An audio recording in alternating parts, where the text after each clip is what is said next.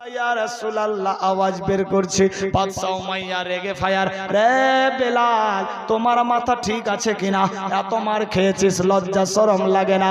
তোমার শরীর তো চেনা যায় না, তবুও মুহাম্মাদের নাম ভুলিস না, কারণ কি? হযরত বেলাল বলে, হুজুর আমি যদি মরে যেতাম ঠিক হতো, আমি যতক্ষণ অবধি জিন্দা থাকবো এ মুহাম্মাদের নাম ছাড়া অন্য নাম আসবে না। আল্লাহুম্মা সাল্লি আলা সৈয়দনা মাওলানা মুহাম্মদ ওয়া আলা আলি সৈয়দনা মাওলানা মুহাম্মদ সাইয়্যিদিন সাফিআনা